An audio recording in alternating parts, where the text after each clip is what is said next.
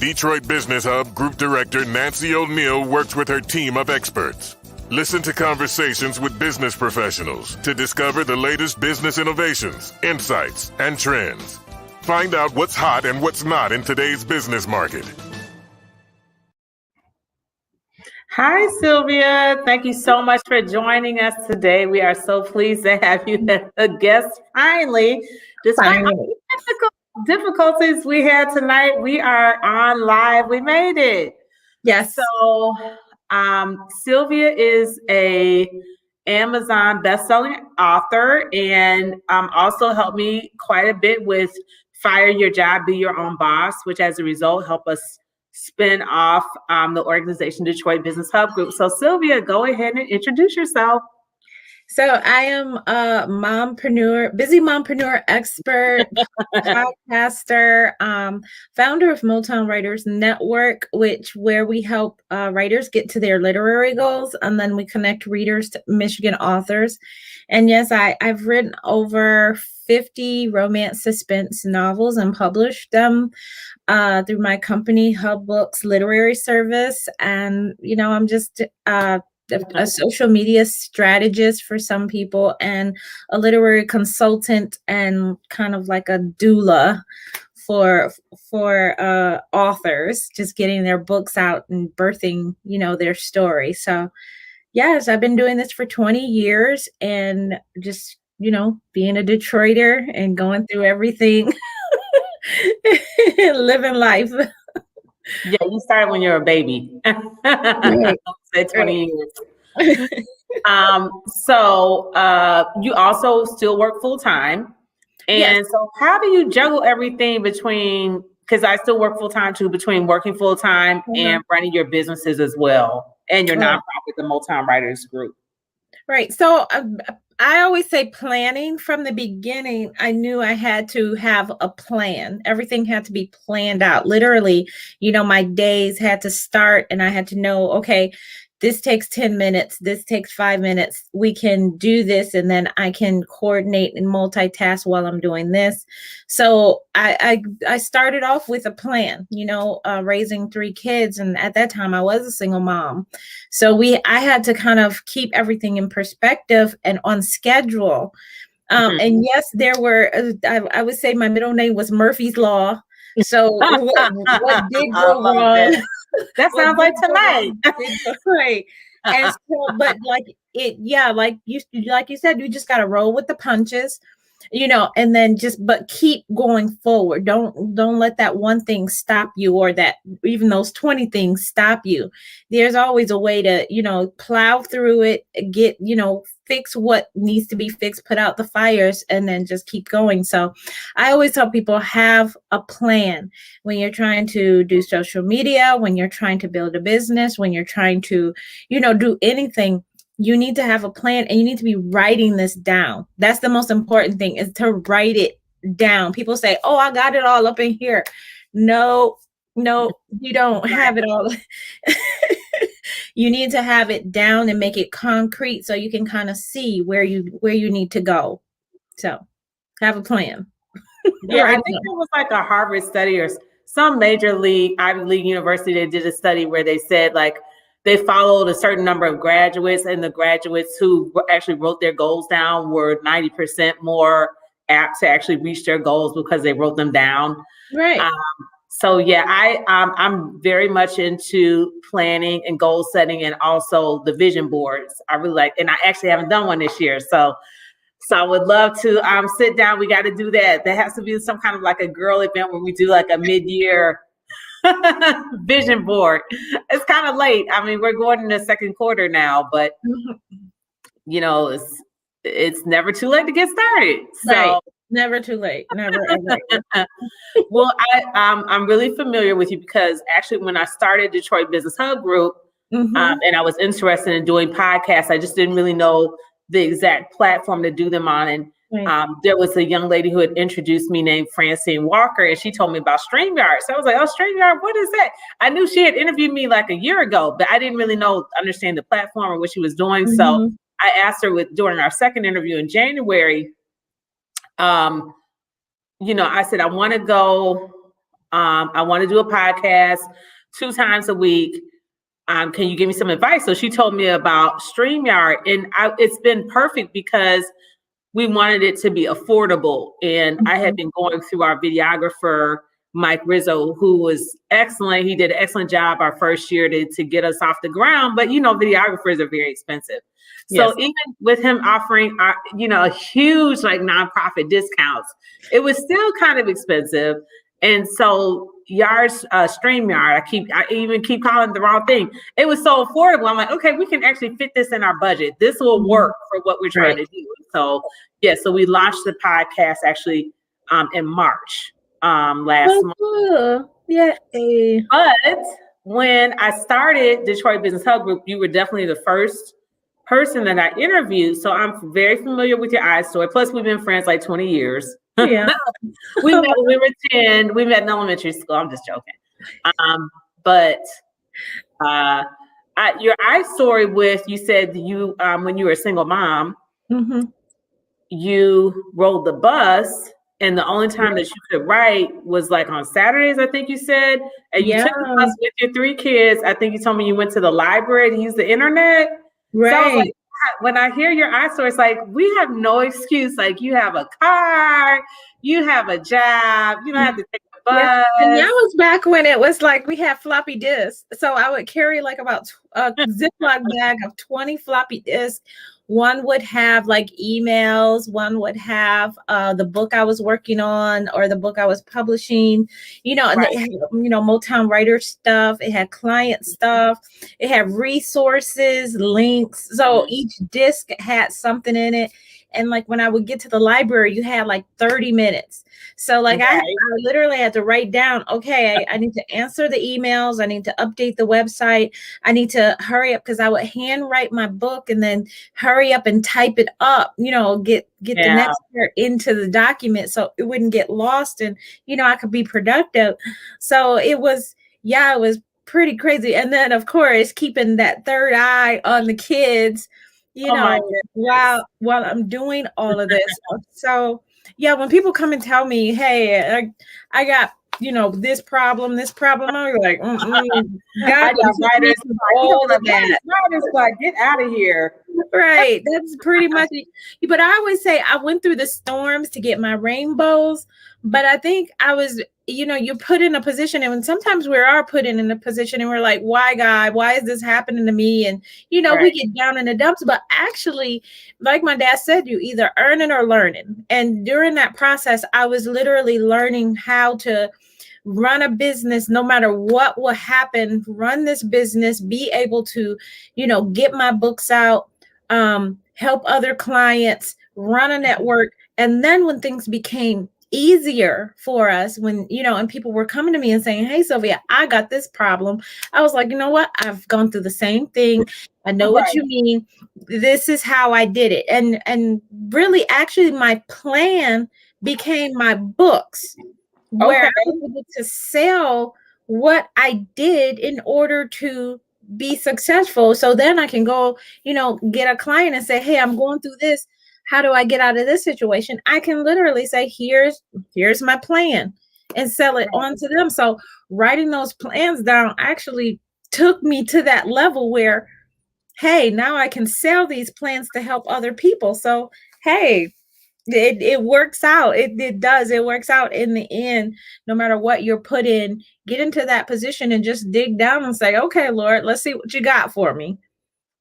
And when did that actually happen for you? When did you go from the point of, okay, I'm now an author and an entrepreneur, to saying, I want to help other writers, like basically duplicating yourself? At what point did that light bulb come on? I would say it took about a good 8 years, like really to know that I had made a profit. Like I was making a profit from it and I was seeing it in action. I was able to sit back and say, oh, this is actually working, and then be able to take on even the more clients to show them how to do it. So I would say 8 to 10 years that we were doing a steady business with the books, with Motown writers, with just everything, falling into place. And usually that's the case in any small business. You really aren't in the black until about 8 years, like a steady, when you're going to be steady at it, so it was, Income. yeah, a steady income. And where I could just say, sit back and say, okay, I know this is coming in. I know we're making a profit, and I know we're being successful. Long as I had the content and had the consistency, we were successful. So yes, that's how probably about 8 to 10 years, I would say. So I always tell people when they only tell me they've only been in it for about a year and a half, I'll be like, you just started. You haven't even graduated yet from Head Start. You got to keep going. Right. And so I know now your books are very successful. You have some Amazon bestsellers. So kudos to you for that. Thank you. You actually don't have to work full time, but you still choose to work full time because your business makes enough to sustain you and your family. Pretty much. Why do you still work full time? I like what I do. That's always a plus. And it provides and that's my children, they're just getting on their feet. They're just getting kind of hey, I'm stepping out into the world. So providing family insurance for them until, like my daughter's about to buy her house and she's only like 22. She's literally about to buy her own house and own property to rent out. My son is starting his own business, and my daughter, my youngest one, is still in college. So providing family insurance for them just so they can get on their feet, and not have to worry about, the last thing they have to worry about is their health. I know by next year, my oldest one will be off of it. My son knows he'll be off of it in a couple of years. So they are aware of, the responsibility. But so that's the juggle is okay, I'm still a mom, I still got to think about those responsibilities. And I want good insurance. I don't want, people are because I know I could probably get if I, don't do it and I just do it for me and my husband, it wouldn't be that much. But family insurance is no joke. Good family insurance. Good. Right.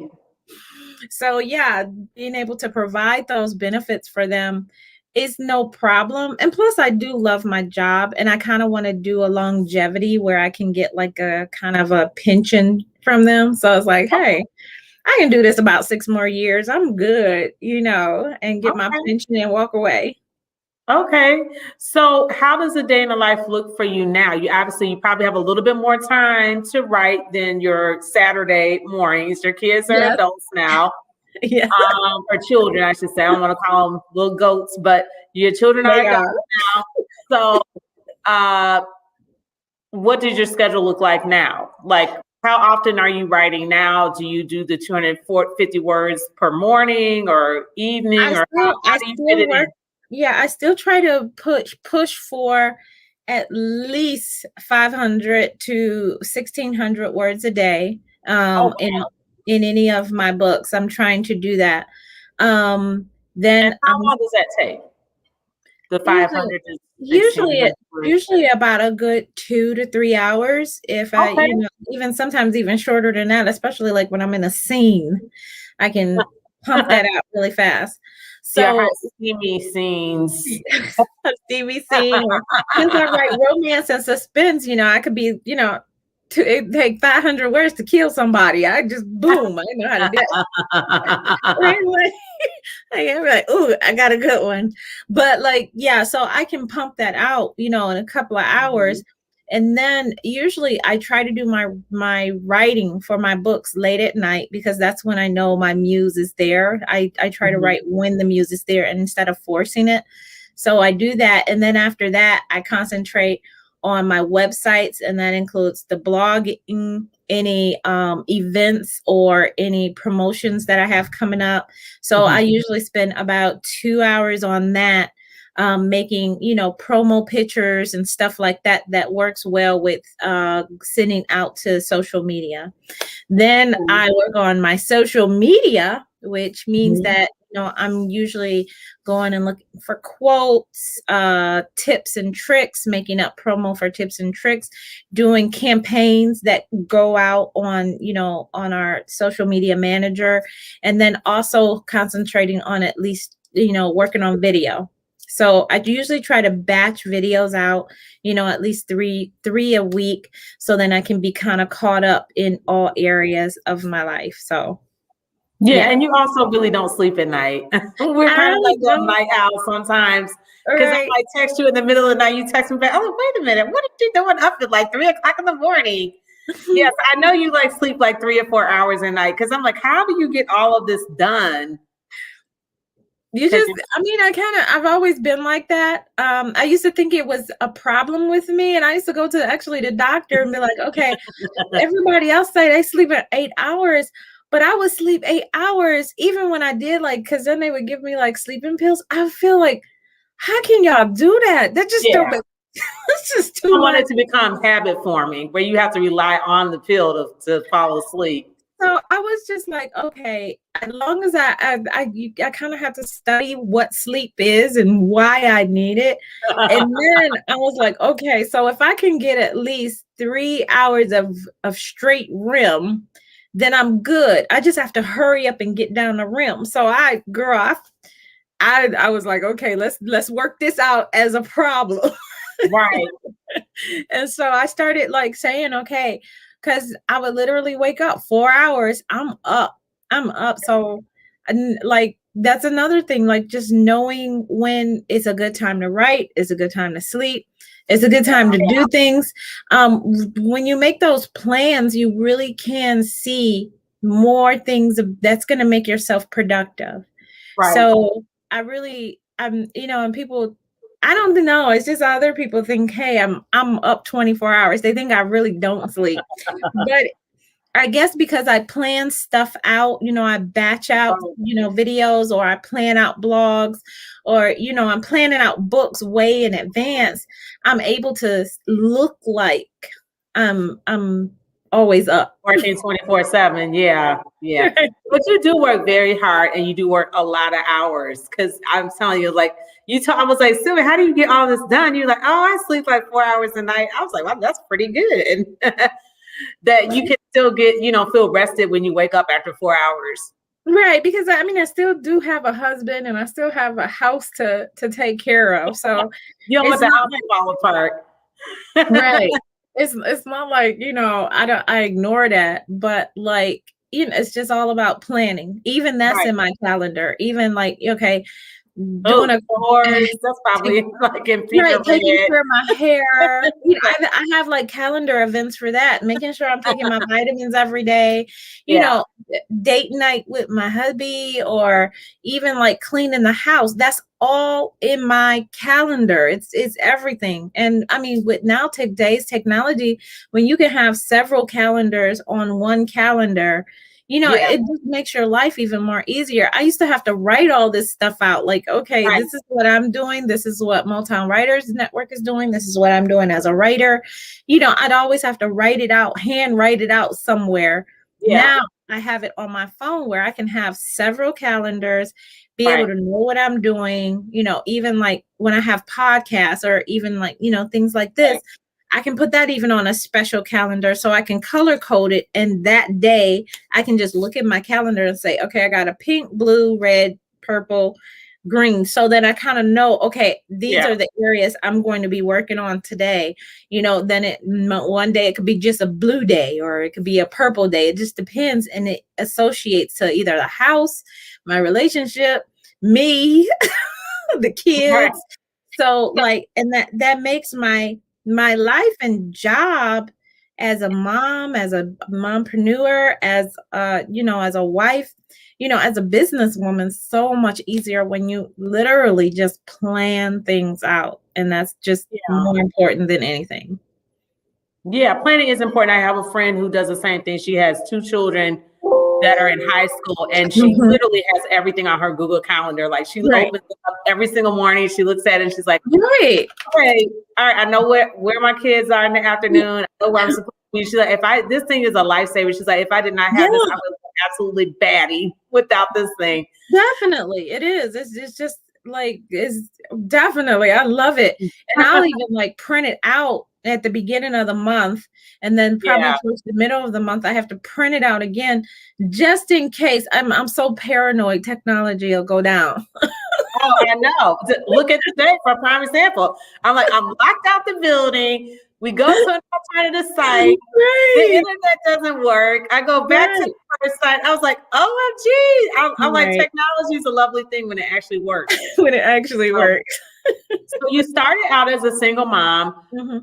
We're going to circle back to that. And you had this whirlwind romance. So tell us how you went from being single to married, how long this process actually took. And, you know, I met your husband. He seems to be a really nice guy. I saw the wedding pictures. I saw the heart engagement ring. That's absolutely gorgeous. That's like 3 carats big. I was like, Sylvia, look at you. So tell us about your journey from singlehood to marriage and how your children played into it, how The the business family played. looks, how your husband supports your books and your business, all of that.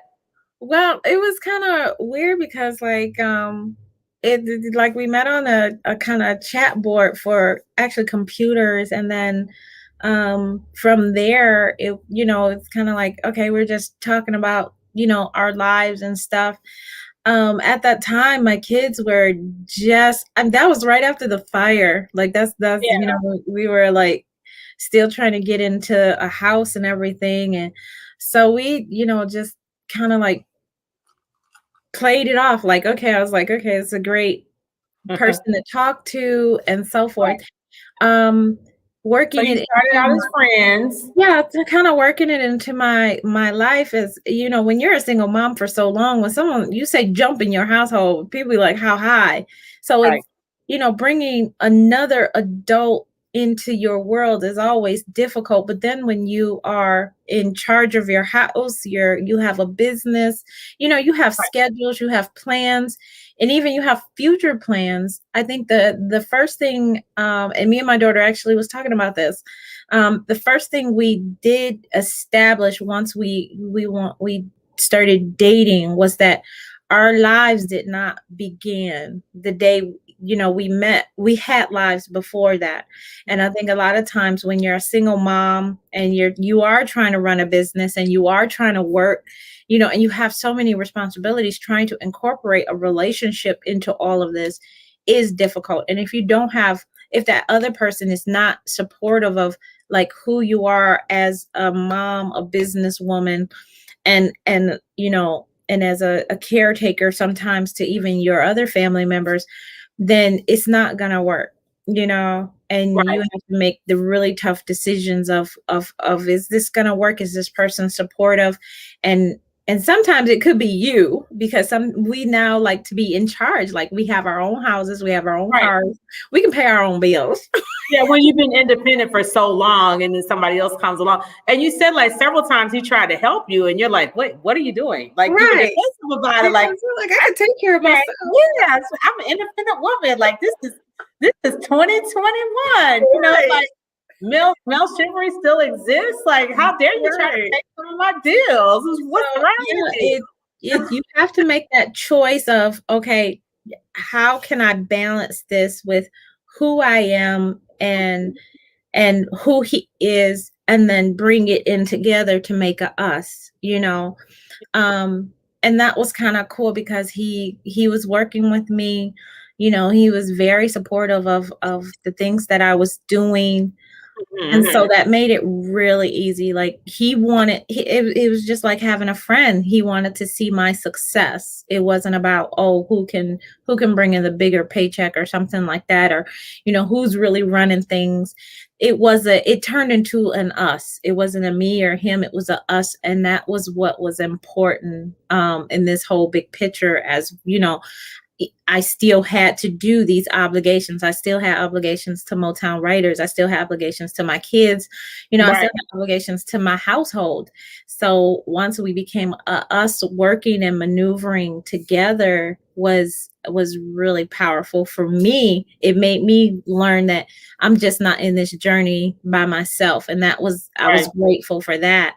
But also showing other women, yes, you have been head of the household for so long, but bringing someone in, sometimes it's not him, sometimes it is you, and sometimes you need to shut up and let a man be a man and be okay with that. So and I have to thank my mom, actually, because it was times when I wanted to, because I'm a control freak, because I've been in charge for so long.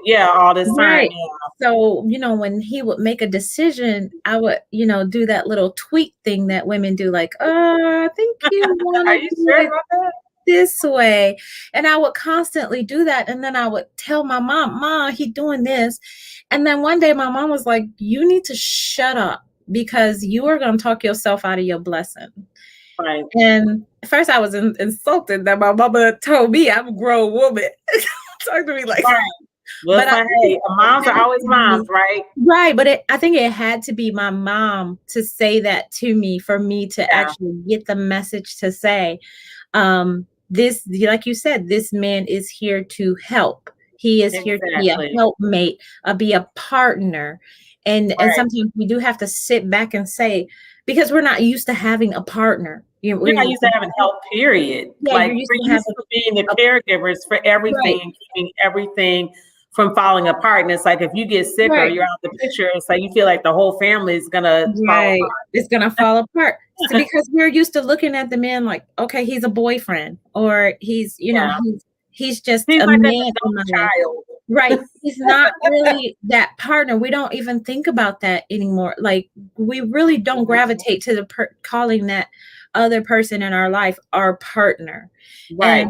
And so, like, once I started really seeing it like that, and seeing how, my business and my world could really be helped by having a partner, it really opened up the door for me in terms of trusting that this process could work out fine if I just, like my mom said, shut up.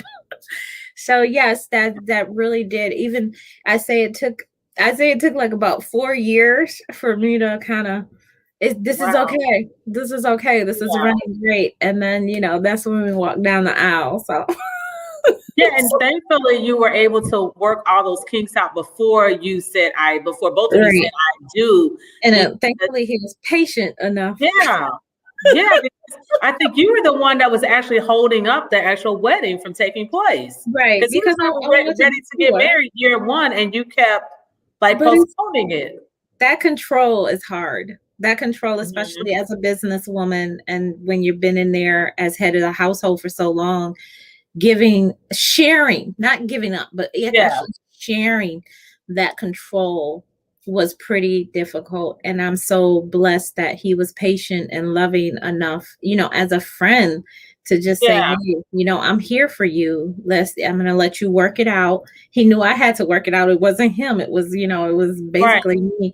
And like, once I eased into, okay, this is actually nice. This is actually okay. This can bring me more peace in my life. Then that's when we started moving. Everything just started moving forward really fluidly. You can actually, I can actually remember like that moment when I just sat back and did what my mother said, and just kind of like let him take control and said, okay, fine. I'm good. I'm actually pretty good. So that was really scary, but like, and it was so funny because like the business was going great. The business was flourishing, even growing. But it was all just really me accepting that I had a partner in my life. And a lot of women do struggle with that, and just meshing our businesses, our households together with someone else. It's just so difficult. And I just want to tell everybody, it's sometimes, you just got to get out your own way in order to make yourself happy. Yeah, absolutely. I think women, I'm not to borrow from Kevin Samuels, but a lot of times we are the problem. We are part of the problem anyway. Right. And I think how a woman's perspective on how she sees her partner or prospective partner is a big problem. Definitely. Because a lot of women, unfortunately, the way that we were raised, a lot of us weren't raised in a two-family household. Our parents got divorced, or we were raised by single mothers. We haven't really had very good role models for what a healthy marriage looks like. So then, you turn to the church and you look at your pastor and the pastor's wife, and sometimes their marriage isn't That's not even helpful. Right. Yeah, you're like, well, that's not very much of a help. Because like you gotta sacrifice. You feel like you because back in the day, women did that. We sacrificed. We gave up things that we wanted to do in order to make them a man happy or family happy. Or the family happy. And now that, like you said, we're the 21st century woman. We ain't trying to give up nothing. We have built something. We've built a solid financial background. We have great credit. We got just going to buy what you want.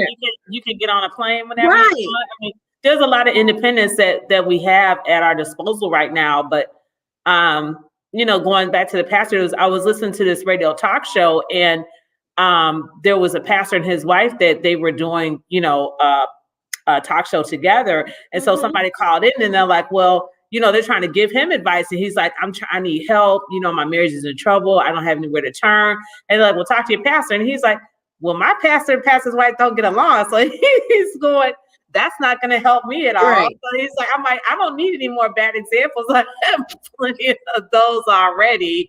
Right. And, when it comes to Black relationships, I know that you're in an interracial marriage, but a lot of times we don't have anybody. We can't talk to our parents. Yeah. It's like, and a lot of Black men, unfortunately, they think that counseling is taboo. They don't want to really go to a counselor to talk to somebody because there's a lack of trust there. Right. So, a lot of times you feel like you don't have anywhere to turn or get help from. Yeah. And, that's really unfortunate, but I'm glad that you did get some help on your journey. You took your mom's advice. Definitely. I'm glad I did too. Because your parents, just like mine, your parents were divorced, correct? I mean, at an early age. Yeah. The same with me too. My parents divorced when I was 16. So I think that your mom was probably speaking from experience. And my mom, she does the same thing. Like, she'll give me advice on men. And I'm like, she is the last person that needs to be giving me advice on a relationship with a man. Right. Hello. I'm like, for the track record. Like, let's not look at the track record, okay? But I mean, parents can learn from mistakes too, you know. So. And sometimes, and I've realized sometimes I know that even me, when my kids come to me for advice and stuff, I'm giving them advice on what God would want me to say to them. I'm letting my will be done through him because, and I tell them it's not about me. It's about, you doing what's right in your life. So I think, and so I know, like, any advice that, my parents would give me, and I'd be looking at side eye, like, what you know about that? You don't know nothing about that. I know now as an adult and as a parent, like, they weren't trying to live vicariously through me. They were just trying to say, Sylvia, this is what you need to hear. So I'm blessed to have parents who did give me advice that, I needed to hear, and that I do hope I continue to be like a blessing to my kids and give them advice that they need to hear, not what I would want them to hear. So and that's all the case. That's how I usually live my life for, anybody I give advice to. I'm giving advice basically to help them out and help their career or help their business or house like that. So that's basically how I've always tried to be. It's not about me. It's about you making me happy and doing what you're supposed to do. And speaking of your parents, your mom recently passed away, correct? Yes, passed away. Okay. Yeah, last year. So but she's still here. So and you were really, really close to your mom. So walk us through that. How did you handle that? I mean, I know your mom was ecstatic about you remarrying and starting your life with someone else. So I'm glad that she was able to see that play out. But how have you been since then? Because like you only have one mother, so thank God my mom was still alive. I don't really know how I will react. She'll be 82 this year, so I guess it's something that you don't really want to think about, or you don't think about until it actually happens. But I think the one thing she did for us that I have to thank her still is that she raised us to live without her. That means she helped us become independent. She helped us, become our own person and know ourselves in order to be successful. I even at her funeral with me and my sisters, we weren't sad because she was gone. We were just sad because she wouldn't be able to have those experiences with us. But in awe, she did prepare us to live without her. And that was the best thing, because when she was gone, we know that we can still hear her in our lives. What would you do if mama was standing there? And that's still, right. When she's not here, it still takes place. Like, I still want to make her proud. I still want to do things that is in excellence, because that's how, we were raised, do things in excellence at all times. So I'm so glad, like, the things and lessons that she taught us kind of prepared us. She's already prepared us for what's to come. So I'm not scared, if new ventures come. Me and my husband want to do new things, and even as a parent or as a mom, she's giving me lessons. She gave me lessons before I even needed that lesson. That's how thorough she was.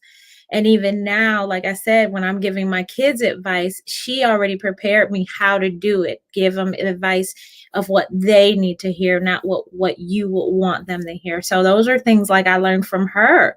So being that mom, she already prepared me for those things. And being a woman, she's already given me that advice. So I usually tell people and tell other mothers when I do talk to organizations or groups of moms, teach your children how to live without you. Give them every lesson that you can possibly give them. Always pour into them everything that they need to know and prepare them for the world, because you would rather whoop them than the world whoop them.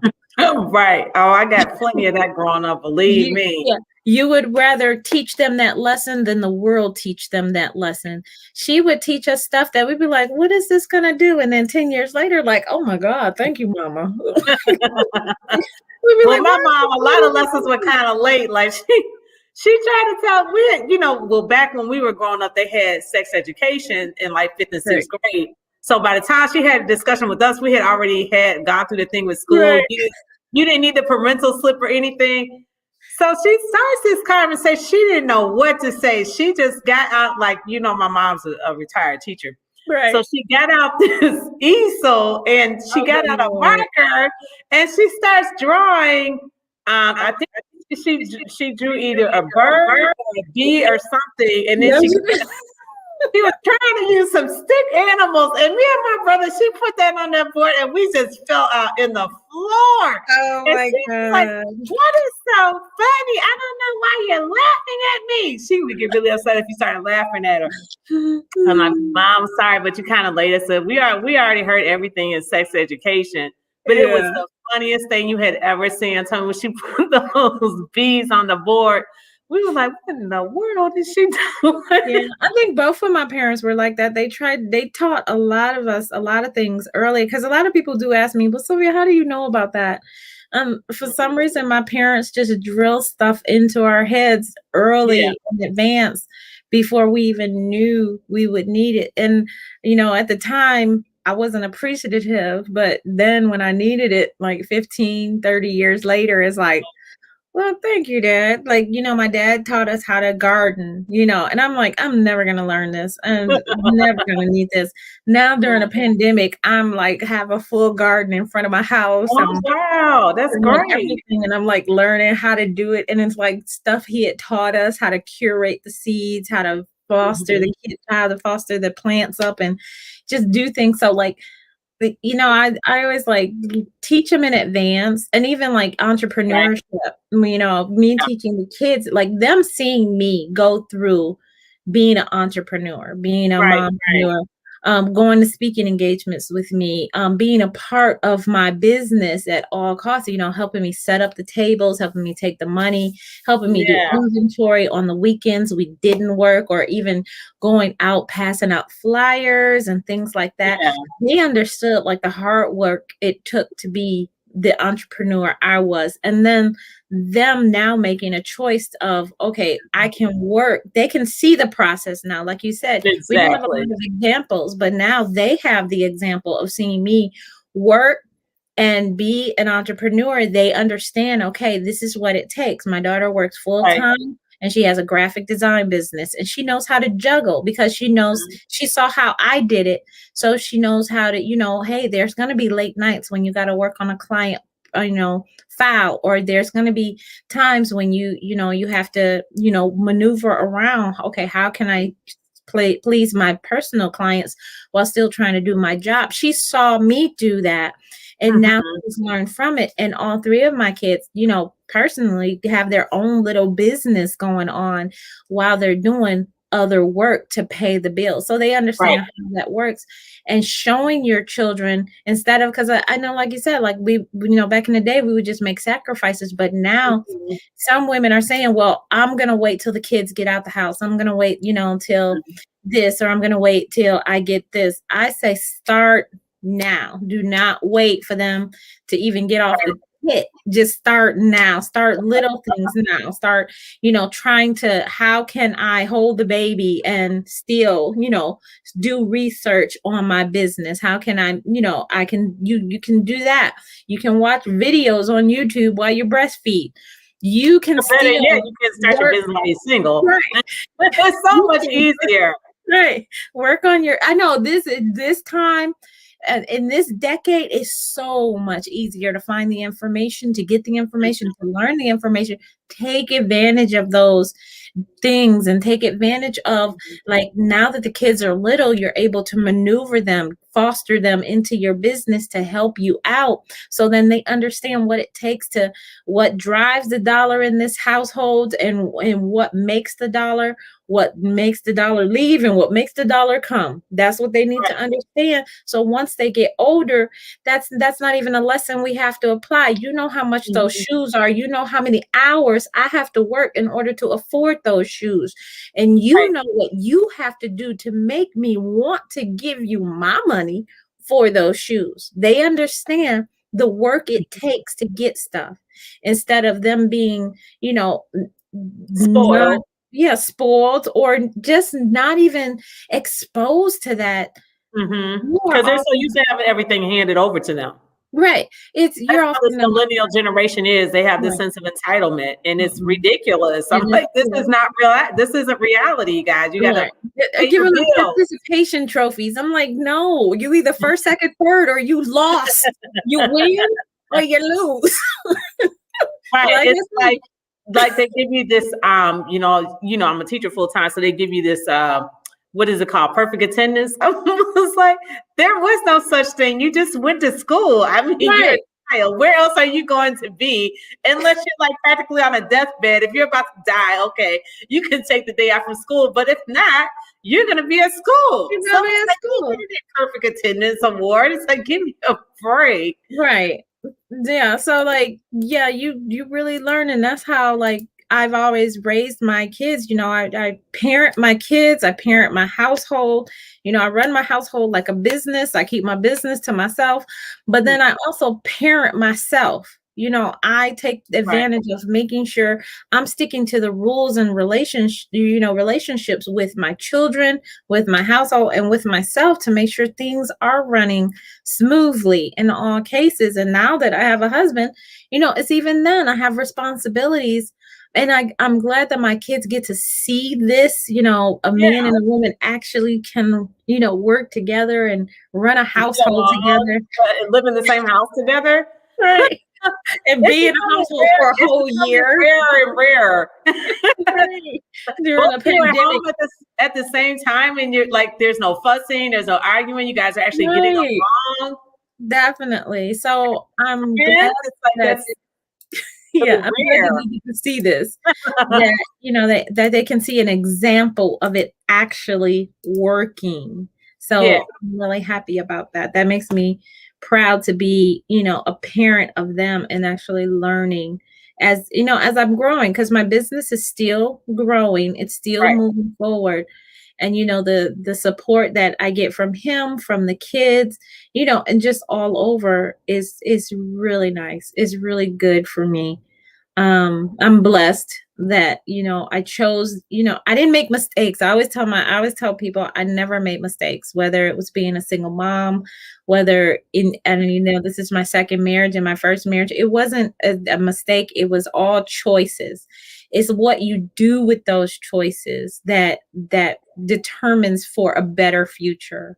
So every day you wake up, tomorrow after hearing my words, make a choice of that you're going to plan your way to be successfully happy. I think we always usually say, I want to be happy or I want to be successful, but you should always be trying to be successfully happy. That's I think if there's one word to describe you, be perseverance, because like you've had so many setbacks, the fire, being a single mom early in your marriage, walking away from an abusive marriage, your mother dying. And most people be like, you know what? I give up. I quit. This life is too hard.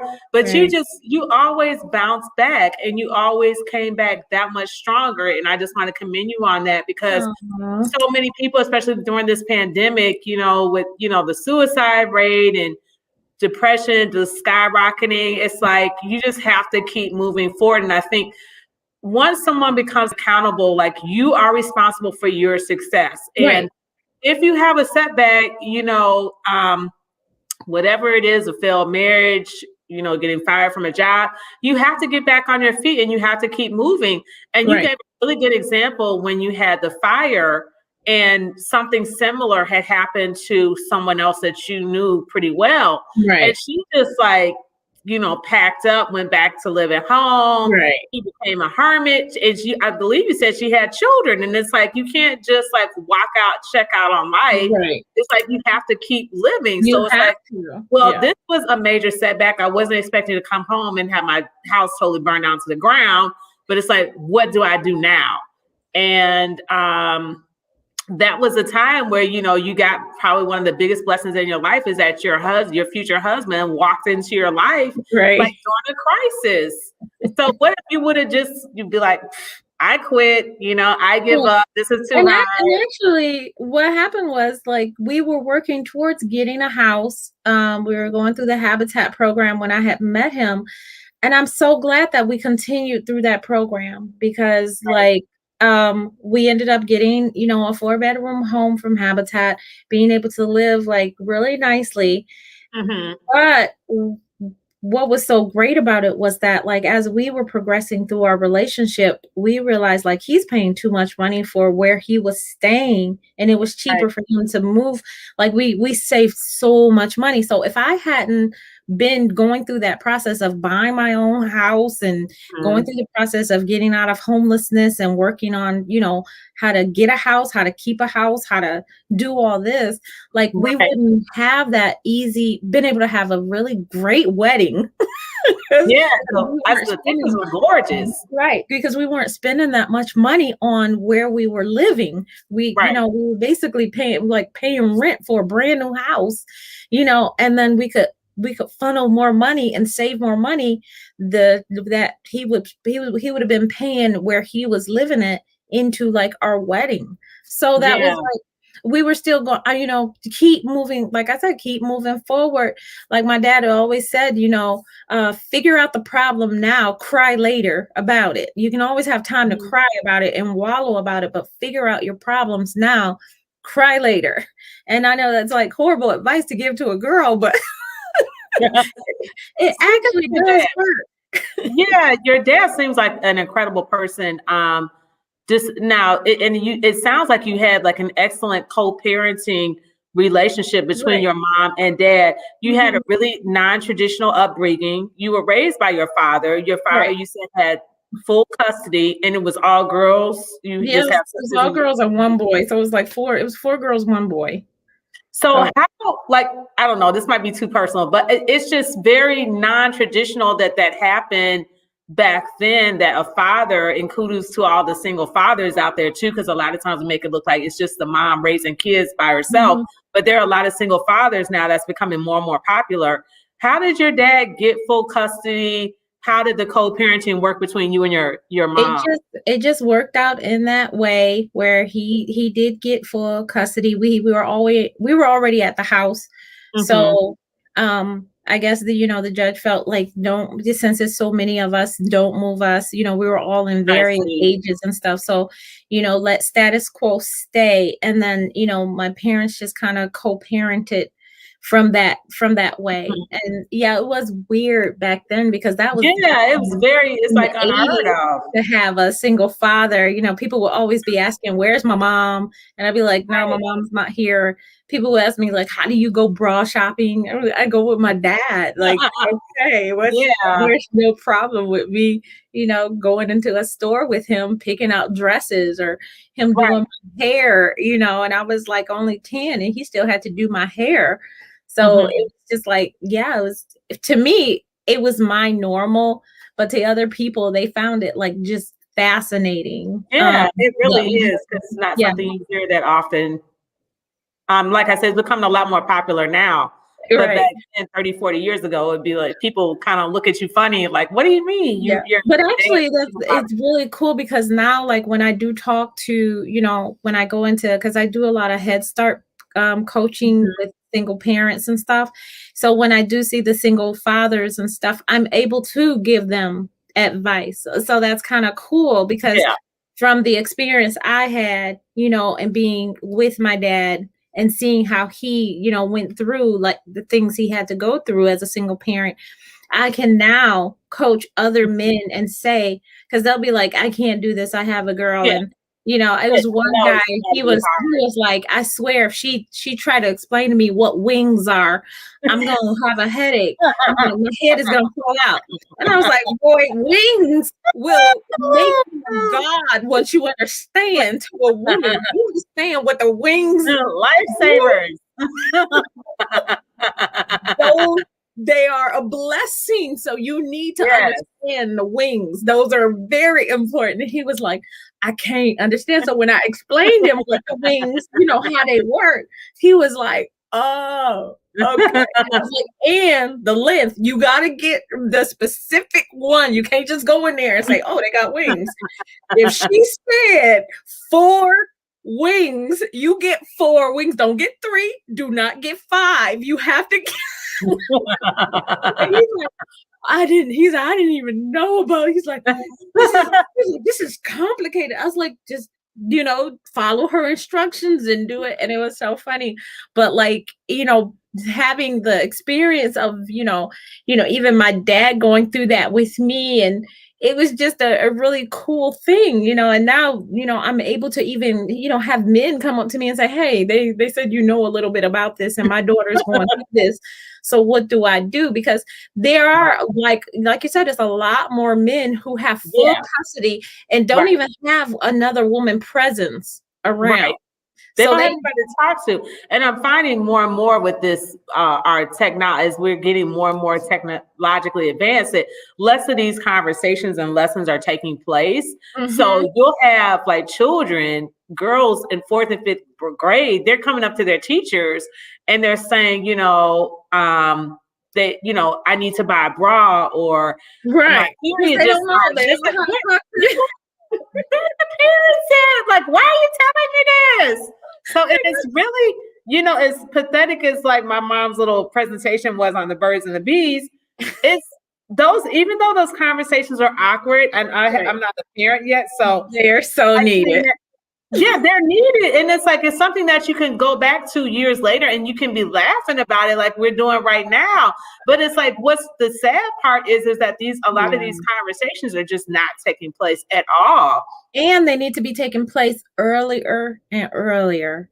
Because I'm going, how can you, I mean, unfortunately, like parenting is like the most important job and there's no rule book. So it's kind of like a parent is even be in the house and they're like an absentee parent because like you're there physically, but you're not talking to your child. And there's so many different learning opportunities that can take place that those conversations are just not being had. Like you could just be driving, in a car and pass something. You have a conversation about it, talk to your child about it. As a way, use that as a way to educate them on things.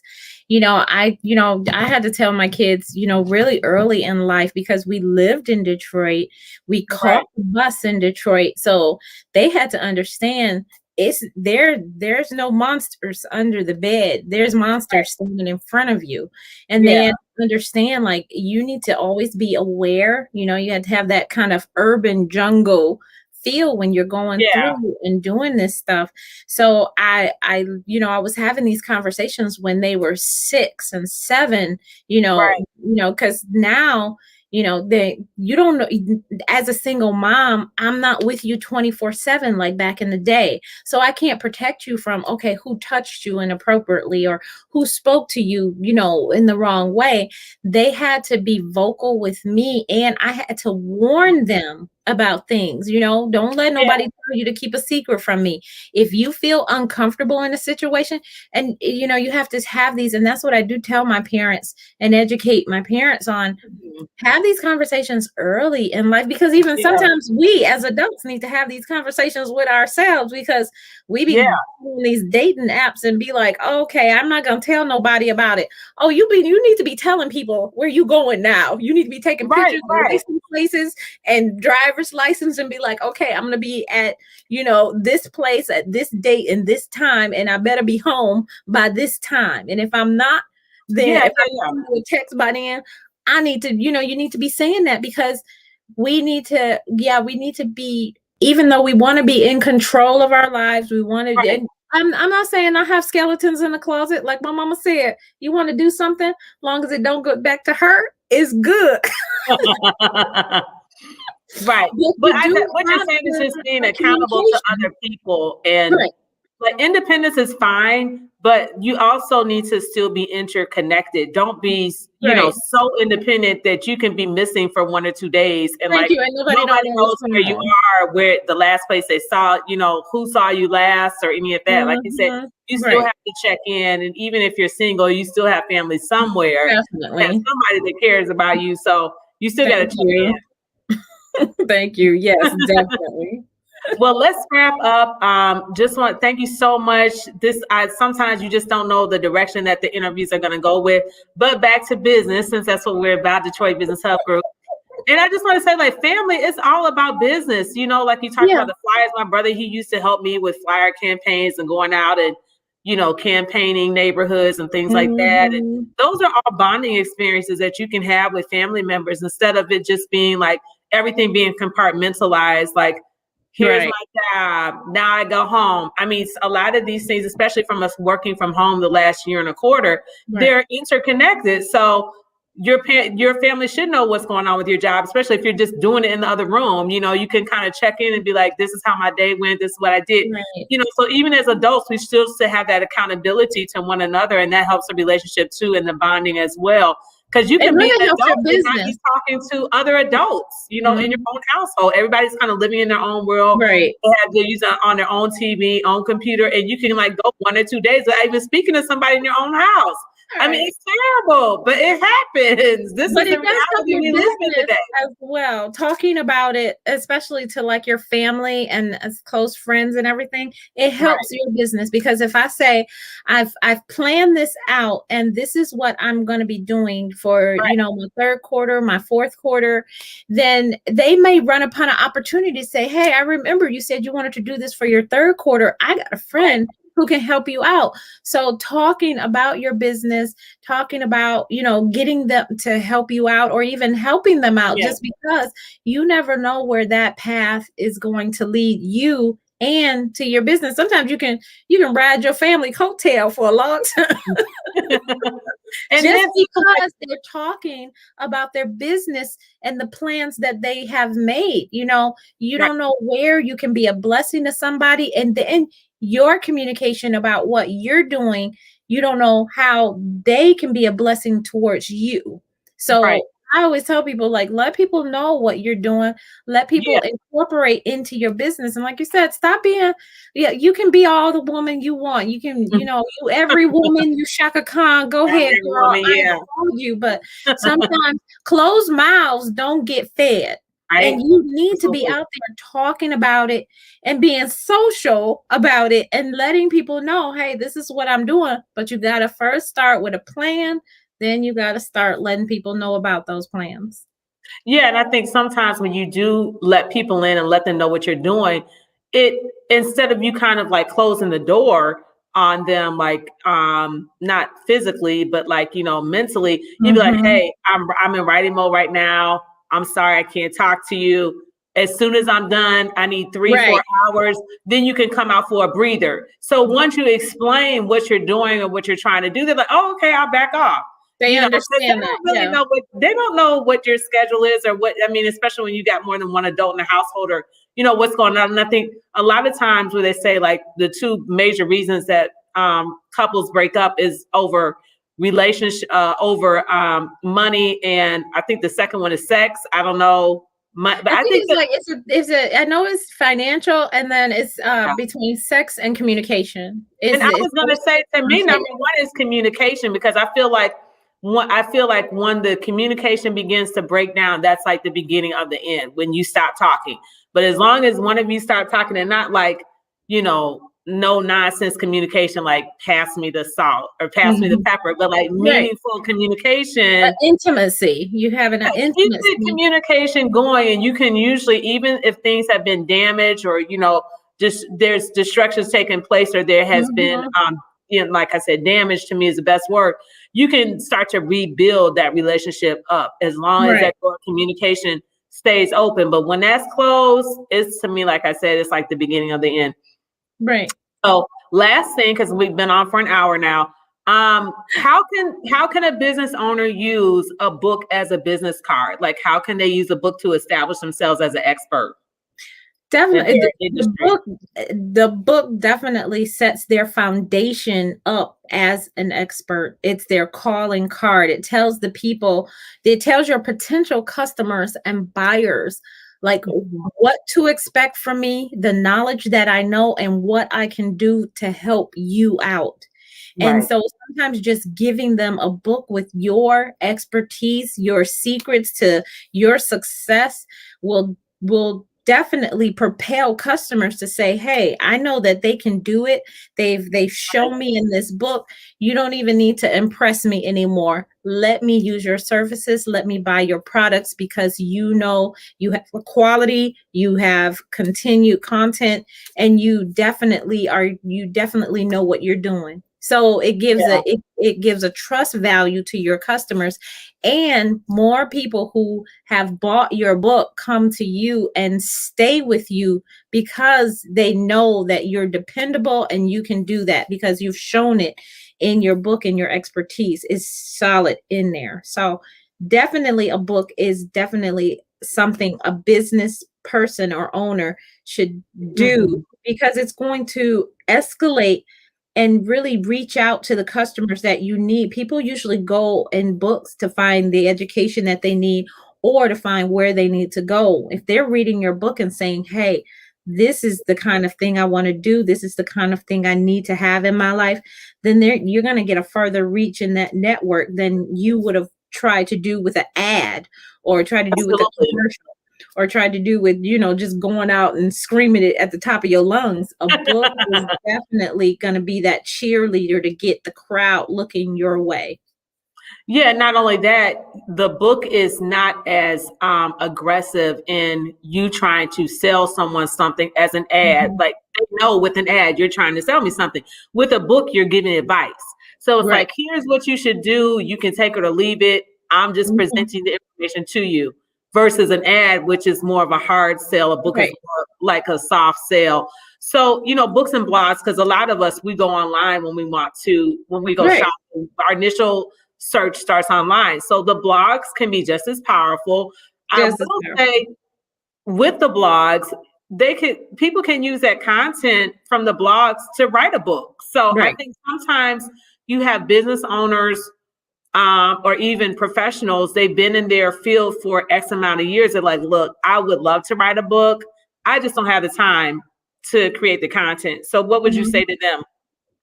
I would say you definitely need to make make the time, because the Mhm. content is king in Yes. order to propelling your business forward.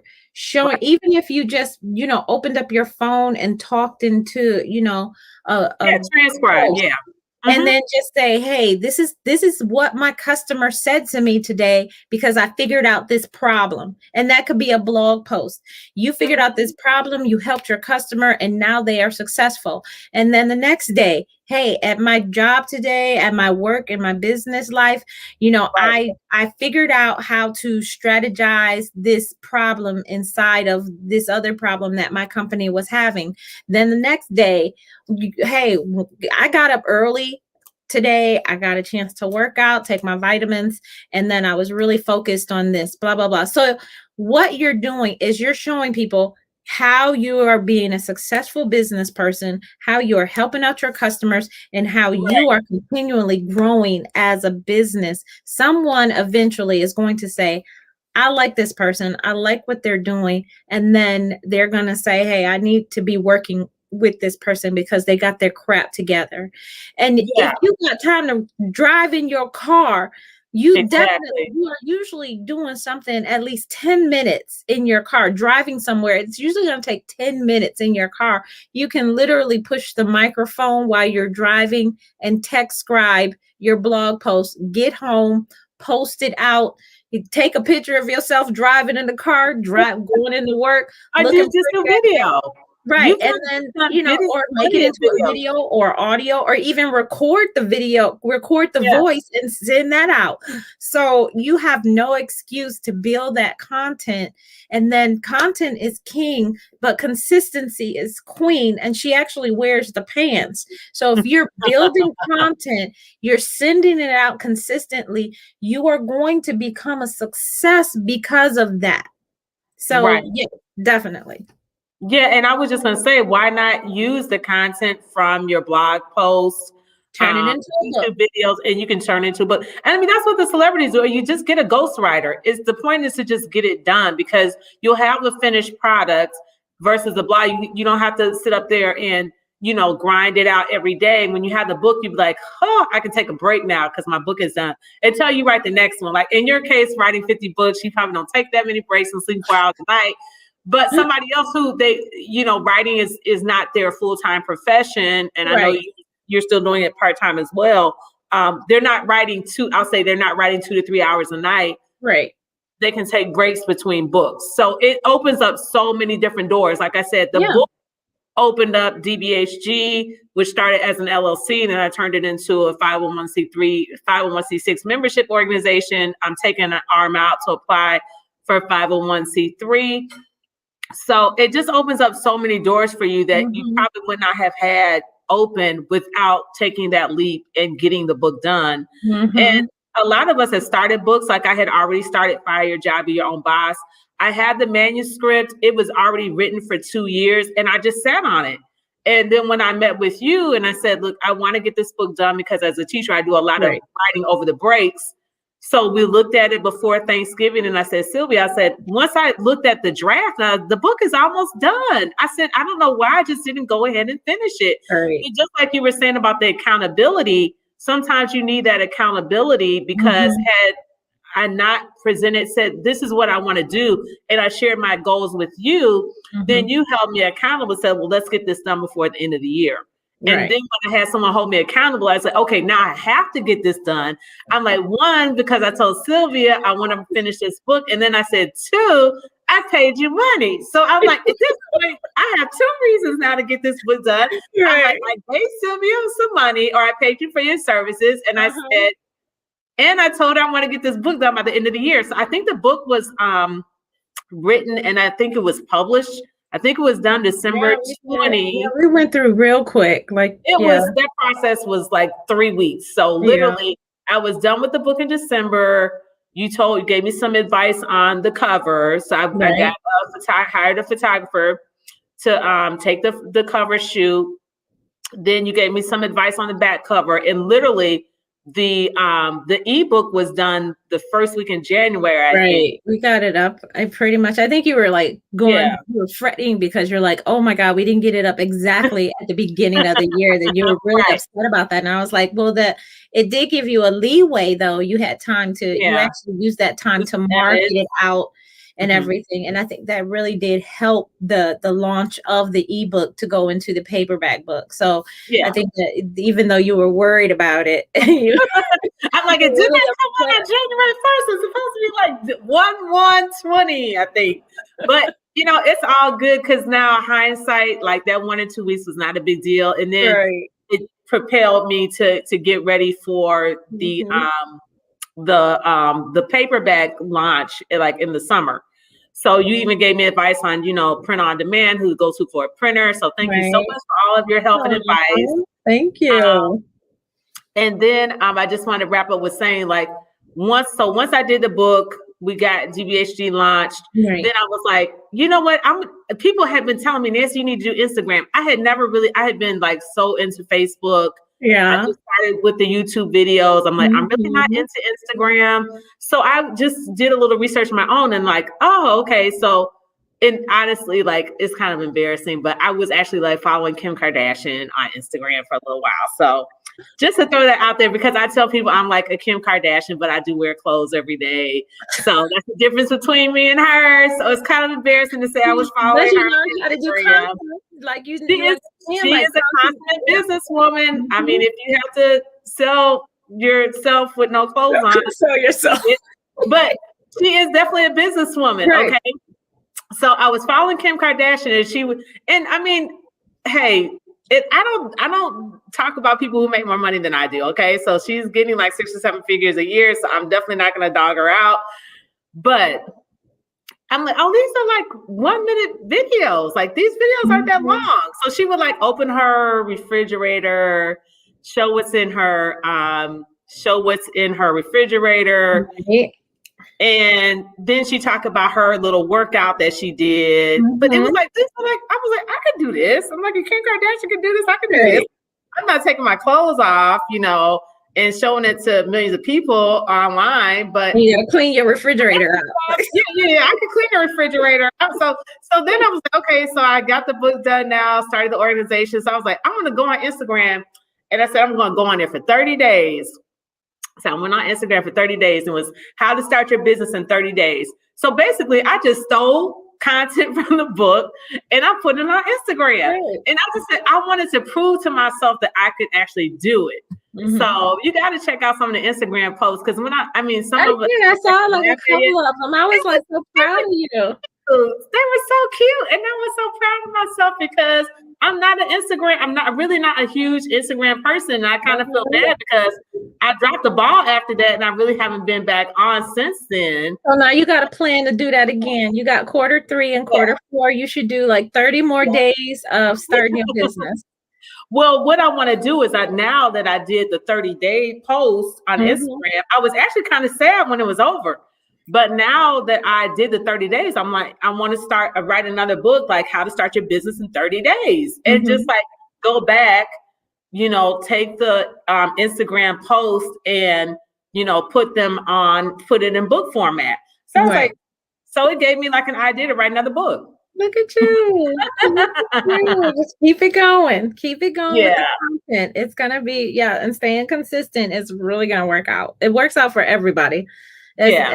I can actually say that because I've been in the business for so long, and I've seen people fail. I've seen people like they've been successful, got the followings, got the money, and then they run out of content, and then they just stop. And because they don't know what else to do. They're not trying to produce more content. They stop, their business slows down, and then it just disappears. So then the next person will jump in. A lot of content. Then they stop, slow down, disappear. And so I've seen this over and over again. And that's why I do say content is king, but consistency is queen. So you have to continue with the content, but you have to consistently push it out. And nowadays, now you can push it out so easily, and then it can become in form, audio form, or video form. So you can take one piece of content, turn it into 3 different things, and then push it out in almost 8 different markets easily. Yeah, that's awesome. Yeah, and like we have no excuse now that like these little millennials, they're getting it done. So like if a 20-year-old can do it, I can do it too. Right. And my daughter was like 12 years old doing her own little business. She had content, she was pushing it out, she was getting business, so I'm like, if she can bring in her $50 to $100, well, I don't have to give her allowance a month, then I know definitely somebody else can be doing the same thing, especially when they say, oh, I need gas money. Girl, you get premium gas with that. You can buy premium gas a month. You don't even got to get the regular gas, but you getting something from it. And just the same content, consistency, success. Right. Absolutely. Well, thank you so much for your advice. No problem. For helping me launch the book, which was a spin-off. The organization was a spin-off of the book. So there would be no DBHG had I not taken a leap and met with you to write the book. And your fees are very affordable. So how can people contact you if they're interested in getting started?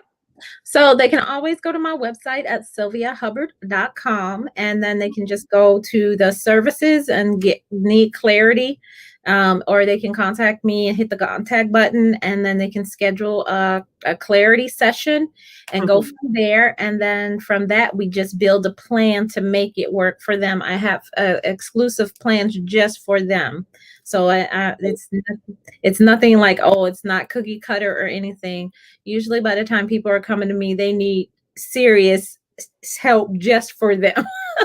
Right. So you're saying every plan is customized for that individual. Every plan is customized for them and making sure that their business succeeds. So I work with all business owners, authors, all entrepreneurs of all types and everything. And like, you can just go to my website, hit the contact button, or just go to services and then schedule a clarity session, and we can go from there. If they want to join Motown Writers, they can go to motownwriters.com, and I'm always out on social media, and my social media tag is it's over here, Sylvia Hubbard 1.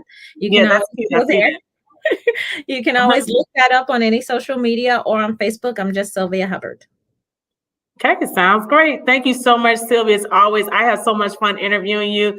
This one was so much better than our first interview together, because I think over the time that that we wrote the book, or I wrote the book and you helped me with the book, we just got to know each other a lot better. And then I was, going through that with your mom passing away. I went to the wake or the funeral. I stopped in and thank you.